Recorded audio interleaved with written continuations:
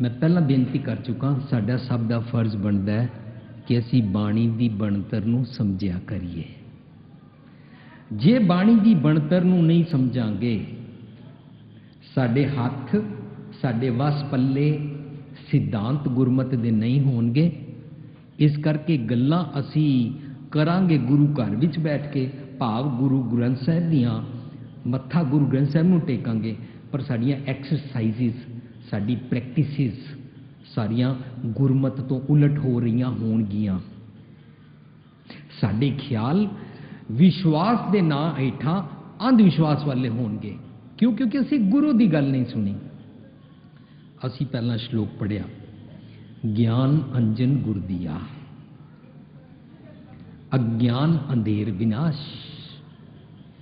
ज्ञान दा अंजन सुरमा मैनू गुरु ने दिता,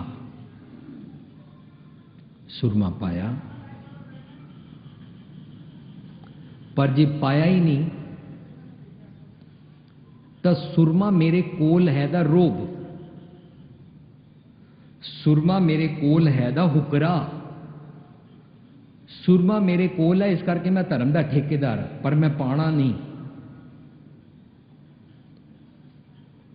लेकिन जे पाइए ज्ञान अंजन गुर दिया, अंजन मीन्स सुरमा पाया, होया कि अज्ञान अंधेर विनाश, अज्ञानता दा हनेरा विनाश हो गया, खत्म हो गया, डिलीट हो गया, अलोप हो गया।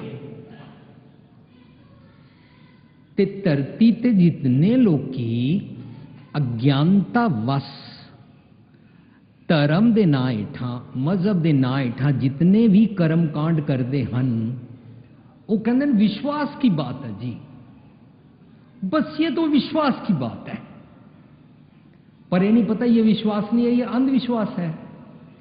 इस करके कबीर साहब भी कहते हैं, कबीर जहां ज्ञान ता धर्म है। गुरु ग्रंथ साहिब भी दर्ज है। अगेन मैं नहीं कह रहा, कबीर जहां ज्ञान ता धर्म है, जहां झूठ ता पाप, जहां लोभ ता काल है, जहां खिमा ते आप। हुण कबीर साहब दी ये गल, कबीर जहां ज्ञान ता धर्म है ते ज्ञान अंजन गुर दिया, श्लोक महला पंजवां, गुरु अर्जन पातशाह सुखमनी साहब, अज्ञान अंधेर विनाश। अज्ञानता किनू कहते हैं? अज्ञानता कहते हैं कि मनुख अपने जीवन विच कोई भी ऐसा कर्म करे जेड़ा कि मनुख नूं सच ते ना टोरे, जेड़ा मनुख दे डिगदे जांदे मन नूं ना होड़े, जेड़ा मनुख दे हिरदे नूं टिका ना सके, वो ज्ञानता है। यही कारण हो जाता है कि लोकी बड़ी बड़ी उम्र 60-60, 70-70, 80 साल दे हो जाते हैं ते सवाल करते हैं। कई मातावां सवाल करदियां, पाठ करदियां, दिल नहीं लगता, गुटका हथों छुट जाता है, नींदर आ जाती है, पाठ करदियां मन नहीं लगता, इधर उधर भटक जाता है। की करिए? क्योंकि उन्हें सुरमा पाया नहीं, सिर्फ पढ़िया है। पढ़ना मना नहीं है, लेकिन पढ़ के उस तो ज्ञान जे प्राप्त नहीं किया, पढ़ा हुआ गुनाहगार प्रॉब्लम है।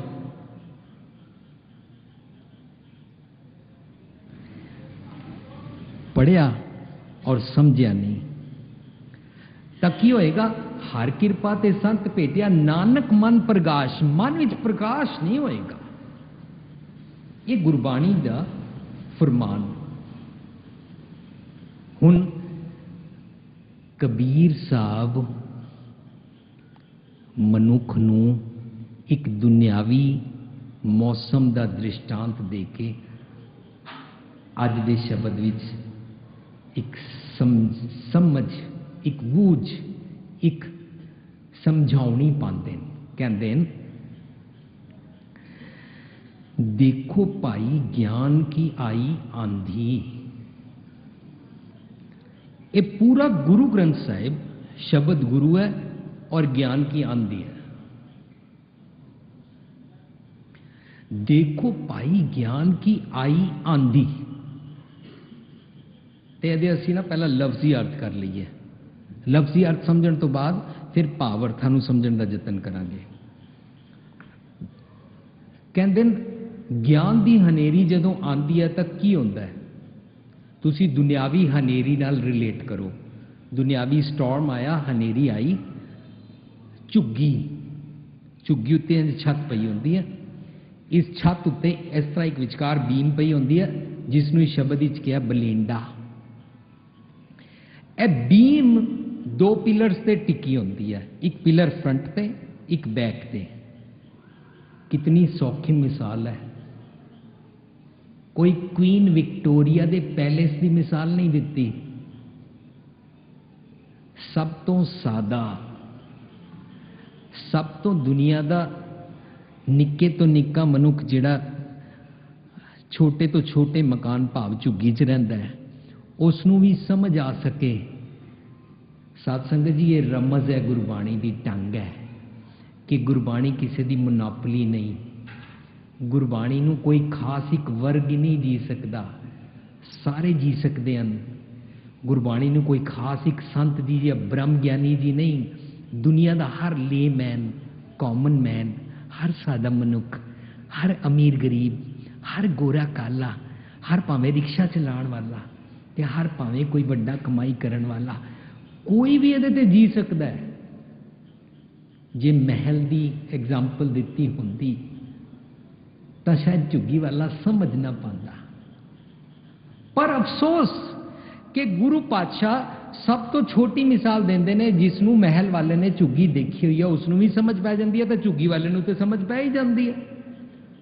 ਪਰ ਅਫਸੋਸ ਹੈ ਕਿ ਸਾਡੇ ਵਿੱਚ ਇਹ ਕਹਿ ਦਿੱਤਾ ਜਾਂਦਾ ਹੈ ਕਿ ਇਹ ਤੇ ਜੀ ਸਿਰਫ ਕੋਈ ਜਨ ਨਾਨਕ ਕੋਟਨ ਮੈਂ ਕੋਈ ਵਿਰਲਾ ਹੋਏਗਾ, ਕੋਈ ਬ੍ਰਹਮ ਗਿਆਨੀ ਹੋਏਗਾ ਤਾਂ ਇਹਦੇ ਤੇ ਚੱਲੇਗਾ। ਫਿਰ ਤੇ ਸਾਰੇ ਚੱਲ ਨਹੀਂ ਸਕਦੇ। ਦੈਨ ਤੇ ਫਿਰ ਕਿਸੇ ਵਿਰਲੇ ਵਾਸਤੇ ਬਣ ਗਈ। ਪਰ ਗੁਰੂ ਪਾਤਸ਼ਾਹ ਬਾਣੀ ਰਚਦੇ ਨੇ ਸਿੰਪਲ, ਸਾਦਾ, ਲੇਮੈਨ ਦੀ ਲੈਂਗੁਏਜ ਵਿੱਚ, ਕਿਸੇ ਖਾਸ ਇੱਕ ਮਜ਼ਹਬ ਵਾਲੇ ਵਾਸਤੇ ਨਹੀਂ।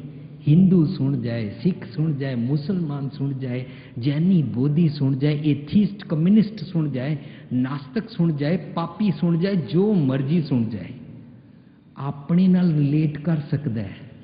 ਰਿਲੇਟ ਕਰਕੇ ਆਪਣਾ ਜੀਵਨ ਉੱਚਾ ਬਣਾ ਸਕਦਾ ਹੈ, ਕਿਉਂਕਿ ਇਹ ਸਾਰੇ ਮਨੁੱਖਾਂ ਵਾਸਤੇ ਹੈ।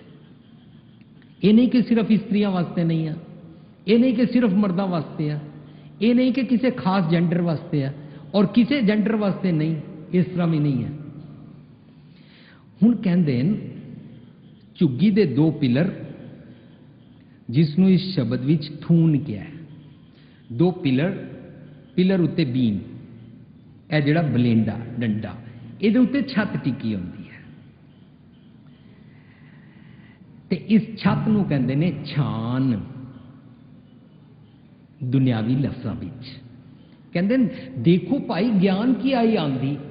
ਅਸੀਂ ਸਮਝ ਰਹੇ ਦੁਨਿਆਵੀ ਐਗਜ਼ਾਮਪਲ ਪਹਿਲਾਂ ਸਾਦਾ ਢੰਗ ਦੇ ਨਾਲ, ਅਧਿਆਤਮਕ ਦੇ ਬਾਅਦ ਹੀ ਸਮਝਾਂਗੇ ਨਾ, ਭਾਵਰਥ ਸਰਫੇਸ ਮੀਨਿੰਗਸ ਤੋਂ ਬਾਅਦ ਉਹਦੇ ਅੰਦਰ ਦੇ ਹਿਡਨ ਮੈਸੇਜ ਜਿਹੜਾ ਉਸ ਨੂੰ ਬਾਅਦ ਵਿੱਚ ਸਮਝਾਂਗੇ। ਕਹਿੰਦੇ ਨੇ ਦੇਖੋ ਭਾਈ ਗਿਆਨ ਕੀ ਆਈ ਆਂਦੀ। ਜਦੋਂ ਹਨੇਰੀ ਆਂਦੀ ਹੈ ਤਾਂ ਹਨੇਰੀ ਆਂਦੀ ਹੈ ਤੇ ਛੱਪੜ ਜਿਹੜਾ ਹੈ, ਝੁੱਗੀ ਦੀ ਛੱਤ ਜਿਹੜੀ ਹੈ ਉਹ ਉੜ ਜਾਂਦੀ ਹੈ। ਕਬੀਰ ਸਾਹਿਬ ਕਹਿੰਦੇ ਨੇ ਜਿਸ ਤਰ੍ਹਾਂ ਉਹ ਝੁੱਗੀ ਦੀ ਛੱਤ ਹੁੰਦੀ ਹੈ, ਇਸ ਤਰ੍ਹਾਂ ਲੋਕਾਂ ਨੇ ਆਪਣੀ ਮੱਤ ਉੱਤੇ, ਸੁਰਤ ਮਤ ਮਨ ਬੁੱਧ ਉੱਤੇ, ਬਾਰ-ਬਾਰ ਇੰਝ ਕਹਿਣਾ ਚਾਹੀਦਾ ਹੈ, ਇੱਕ ਛਪਰੀ ਓੜੀ ਹੋਈ ਹੈ ਜਿਸ ਨੂੰ ਸ਼ਬਦ ਵਿੱਚ ਟਾਟੀ ਕਿਹਾ ਹੈ। ਟਾਟ ਓੜ ਲੈਂਦੇ ਨਾ ਜਦੋਂ ਬਾਰਿਸ਼ ਆਉਂਦੀ ਹੈ, ਇੰਝ ਟਾਟ ਓੜ ਲੈਂਦੇ ਆ। ਕਹਿੰਦੇ ਸਭ ਹੈ ਉਡਾਨੀ ਭ੍ਰਮ ਕੀ ਟਾਟੀ। ਇੱਕ ਭਰਮ ਦੀ, ਇੱਕ ਭ੍ਰਮ ਦੀ, ਇੱਕ ਡੁਐਲਿਟੀ ਦੀ, ਇੱਕ ਤੋਖਲੇ ਦੀ, ਇੱਕ ਸੰਸ਼ੇ ਦੀ, ਇੱਕ ਅਗਿਆਨਤਾ ਦੀ, ਇੱਕ ਭਰਮ ਭੁਲੇਖੇ ਦੀ ਟਾਟੀ ਓੜੀ ਹੋਈ ਹੈ ਸਾਰੀ ਦੁਨੀਆ ਨੇ। ਸਭ ਹੈ ਉਡਾਨੀ ਭ੍ਰਮ ਕੀ ਟਾਟੀ। ਪਰ ਜਦੋਂ ਹਨੇਰੀ ਆਂਦੀ ਹੈ ਛੱਤ ਉਡਾ ਕੇ ਲੈ ਜਾਂਦੀ ਹੈ। ਇਸ ਤਰ੍ਹਾਂ ਜੇ ਗਿਆਨ ਦੀ ਹਨੇਰੀ ਆਏ ਤਾਂ ਰਹਿ ਨਾ ਮਾਇਆ ਬਾਂਦੀ। जितना मर्जी कोई रस्सियां बन बन के, जितना मर्जी कोई जो मर्जी कर लवे, एक कच्ची कानिया दी घास फूस दी छान छपरी छत नहीं रह सकती, उड़ जाती है। ये शब्द का रहाव है। देखो भाई, ज्ञान की आई आंधी, सबे उड़ानी भ्रम की टाटी, रह न माया बांधी, नहीं रह सकती। शब्द का रहाव। हुण कहंदे दुचित्ते की दोए थून गिरानी, छपरी दे दोनों हिस्से टिके हुए ने दो पिलर्स ते, जिन्होंने थून कहंदे ने। कहंदे जदों हनेरी आंदी है तो यह सब तो पहला ए दोनों पिलर डिग पे। दुचित्ते की दो थून गिरानी, दोनों पिलर डिगे। इस बिल्डिंग का पिलर हटा दिओ, बिल्डिंग ढह पेगी। ओदी झुग्गी दे पिलर दोनों दुचित्ते की। हुण दुचित्ते दी थून असी डुअलिटी दी छत असी बाद विच समझांगे। पहला की होया, उस दे दोनों पिलर डिग पे, छपरी दे झुग्गी दे। दुचित्ते की दो थून गिरानी, मोह बलेंडा टूटा। जिहड़ी बीम ए जिहड़ी देख रहे ना, बीम छत उत्ते जिहड़ी दो पिलर उत्ते टिकी हुई है, इस तरह उहदी विचकार वाली मोह दा बलेंडा टूट गया। होया कि ए छत तृष्णा छान, तृष्णा दी छत परी तर ऊपर जमीन उत्ते डिग पई। होया कि दुरमत भांडा फूटा, दुरमत दा भांडा फुट गया। किवें फुटिया? रहाओ ज्ञान दी नेरी नाल। Very simple, very clear. कोई उच्ची बड़ी वड्डी वड्डी कोई ज्ञानवान दियां गल्लां नहीं हो रही। सिंपल, दुरमत दी छत लाई हुई सी, ज्ञान दी नेरी नाल टुट गई। कोई बहुत मुश्किल मुश्किल लफज नहीं बोले, सानू बोलने आंदे भी नहीं। कि इन्ने मुश्किल मुश्किल भारे भारे लफज कहिए संगतां दे उत्तों ही लंघ जान, नहीं। सादे छत टुट गई। जिहदे घर दी छत सी ओनू चंगा नहीं लग रहा, वो माइंड कर रहा, देखो नेरी आ गई है, सरकार ने की कीता, पुलिस ने की कीता, एनवायरमेंट वालियां ने की कीता, दसिया ही नहीं छत टुट गई है, देखो झुग्गी टुट गई है, पहला नहीं दसिया, परेशान हो रहा। जदों साडे घरां विच चारों पासे साडे जीवन विच नेरी आंदी है, तो नेरी आने तो बाद साडी सारी बॉडी ते मिट्टी मिट्टी मिट्टी मिट्टी चिपक जाती है। अखां च भी पै जाती है, नक च पै जाती है, निछां आंदियां, गले चली जाती है, खंघ आती है, नेरी आती है, चंगा नहीं लगता। तो कबीर साहब कहते ने, आंदी पाछे जो जल बरख है, नेरी पैण तो बाद खुशबू लैके देखना, महसूस करके देखना कि जदों नेरी तो बाद बारिश पैंदी है, पिन्नी पिन्नी मिठी मिठी मिट्टी की स्मैल आती है, खुशबू, चंगा चंगा लगता है। आंधी पाछे नेरी तो बाद जो जल बरख है, तै तेरा जन पीना, तां मनुख नूं चंगा लगता है। कहंदे कै कबीर मन भया प्रगाशा, उदय पान जब चीना। जिवें नेरी तो बाद बारिश होंदी है, जल वरसदा है, तो मनुख नूं चंगा लगदा है। इस तरह धरती दे हर इंसान दे हिरदे विच, सुरत मत मन बुद्ध विच जदों ज्ञान दा सूरज चढ़दा है, कहो कबीर मन भया प्रगाशा। उदय, उदय होना सूरज का चढ़ना, भान सूरज जब चीना, जिदे नाल ये देखिया पड़चोलिया, देखिया चानण हो गया। हुण साध संगत जी, जेड़ा इंसान जगमग जगमग बत्तियां दे नाल चानण करे, जेड़ा इंसान किसी देसी घ्यो दे नाल चानण करे, वो ये कह रहा मैं चानण बाहरों करना है,